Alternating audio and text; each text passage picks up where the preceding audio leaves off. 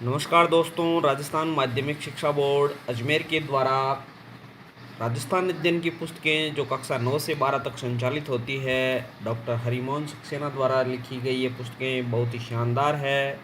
और मार्केट के अंदर जो प्रतियोगिता परीक्षाओं के लिए जो संचालित पुस्तकें होती है, उनमें कई बार साधारण से प्रश्नों के गलत तथ्य दे करके अभ्यर्थियों को भ्रमित किया जाता है।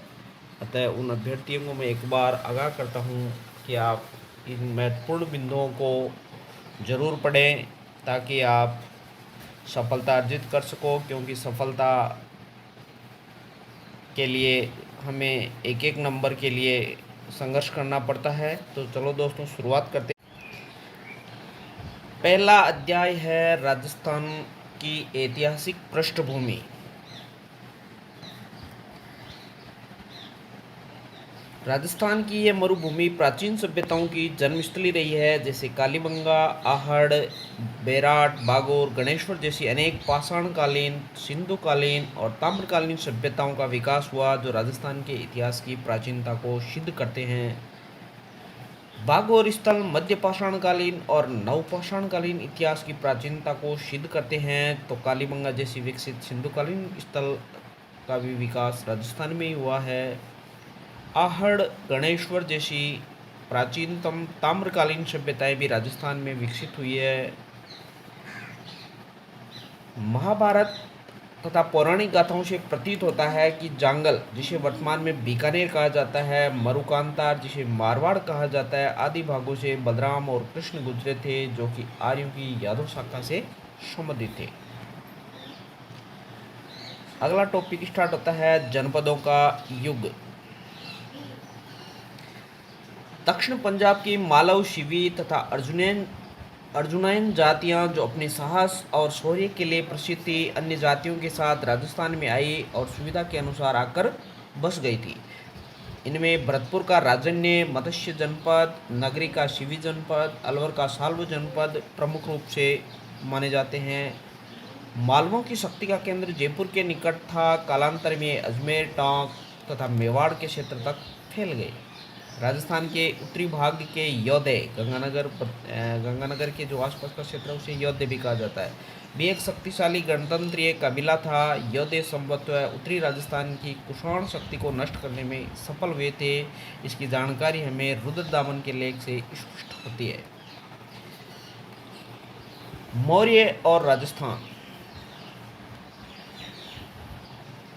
अशोका बेराट का शिलालेख, जो कि विराटनगर जयपुर से प्राप्त होता है, उसके उत्तराधिकारी कुणाल के पुत्र संप्रति द्वारा बनवाए गए मंदिर मौर्यों के प्रभाव की पुष्टि करते हैं।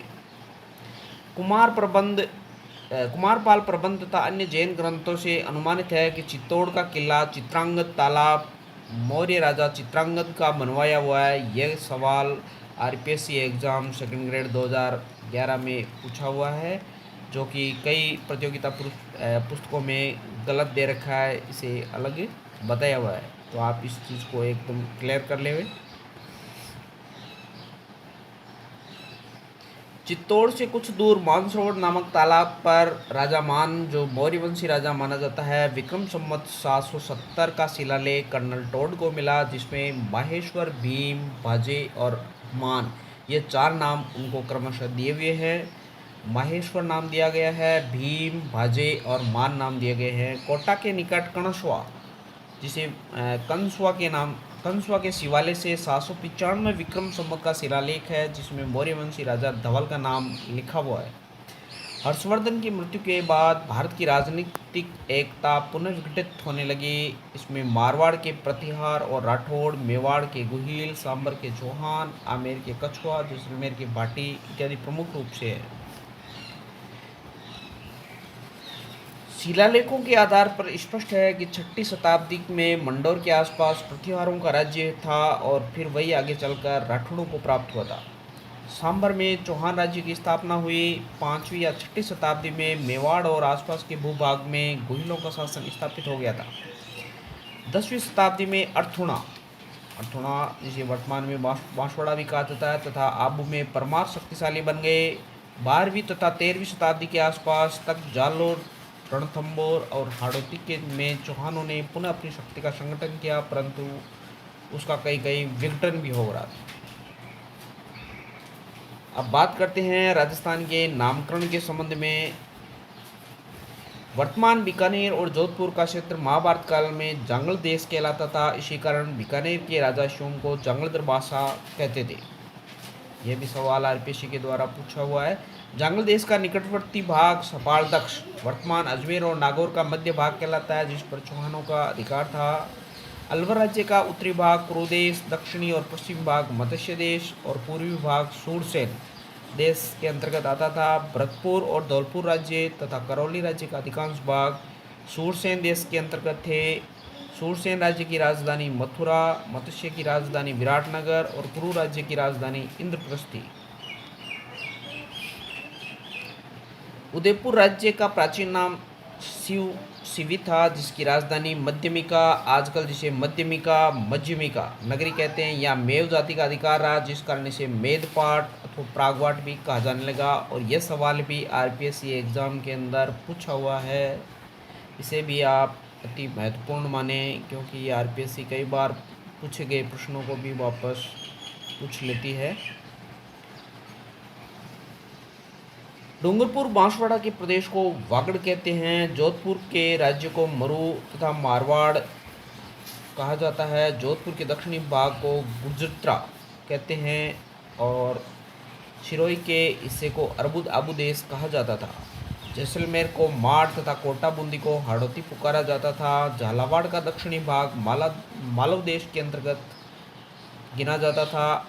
सन 1800 ईस्वी में सर्वप्रथम जॉर्ज थॉमस ने इस प्रांत के लिए राजपुताना नाम दिया। प्रसिद्ध इतिहासकार कर्नल जेम्स टोड ने 1829 में अपनी पुस्तक annals and antiquities of Rajasthan में इस राज्य का नाम राजस्थान अथवा राजस्थान रखा। ये सवाल आरपीएससी के द्वारा कई बार पूछा गया है। जब भारत स्वतंत्र हुआ तो इसका नाम राजस्थान के एकीकरण के समय इसका नाम राजस्थान स्वीकार किया गया। तो दोस्तों, यह था पार्ट 1। इसके अंदर आपको राजस्थान की सामान्य जानकारी कक्षा 9 की पुस्तक के महत्वपूर्ण बिंदुओं के माध्यम से देने का प्रयास किया गया है। अगर वीडियो आपको अच्छा लगे तो प्लीज़ लाइक एंड सब्सक्राइब ज़रूर करें और अगले पार्ट आपको जल्दी ही प्राप्त होगा। धन्यवाद।